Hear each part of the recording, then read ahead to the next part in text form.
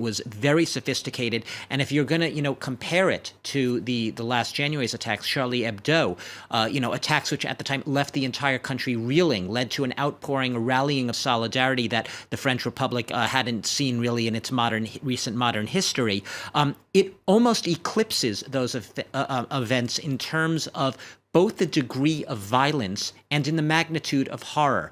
The death toll is far higher, but also the sophistication of the tactics. It seems from the little we do know, from what is beginning to be pieced together, we don't know the nationalities, we don't know the identities of those behind these attacks, but just from what we do know, it's very clear that they were sophisticated, and the fact that, as you mentioned, they were suicide bombers, that is absolutely unprecedented, a word that François Hollande used. It was, according to an anonymous source so far, because of course officials are not allowed to speak publicly about the ongoing investigation. The Syrian passport that was found on one of those suicide bombers who intervened at the very start of all this around 9 p.m. Just outside the Stade de France. Doug, the other big difference with January, is it not the way that this has been, the responsibility has been claimed? So that if you recast your mind back to the month of January, no one quite knew, were we dealing with lone wolves? Were we dealing with lone wolves who'd been inspired by Al-Qaeda in the Arabian Peninsula? And for a long time, the link remained mysterious. This, no bones about it, it's come directly from the Islamic State organization.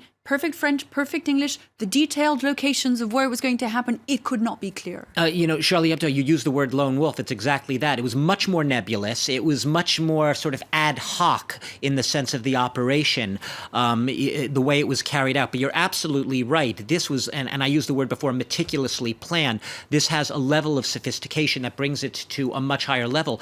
In the statement in which the Islamic State group claims responsibility, and look, the fact that it's claiming responsibility, we have to take the statement for what it is. It's the statement at this point that we're reporting as the Islamic State claiming responsibility. That doesn't absolutely mean 1,000% beyond doubt that it is totally legitimate, that it isn't still lone wolves. But we could, at this point, looking at that statement, they call Paris the capital of abomination and perversion.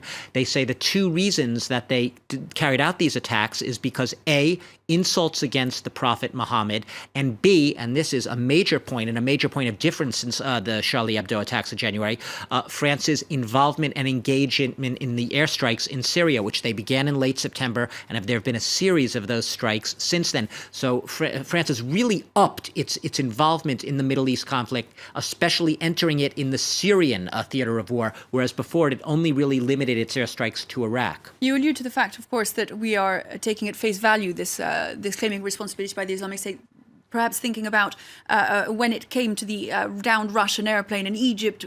People were much more cautious about taking for real their claims of responsibility. The big difference, though, is that whilst al-Sisi was very cautious, this is probably not terrorism, the Egyptian authorities very keen to distance themselves from the idea that it may have even have been them. François Hollande said it first. Right there. He went, and the first thing he said, this is clear, this is who it is, perhaps almost a way of saying, we're not going to be intimidated. You're going to do this. We know who you are, and we will not let you. Absolutely, this was a statement, and not just we opened with him talking about an act of war. This was a declaration of France's resolution and intent, essentially, because what he had said earlier is he says we are not just defending our country, France, but we are also defending the values of humanity.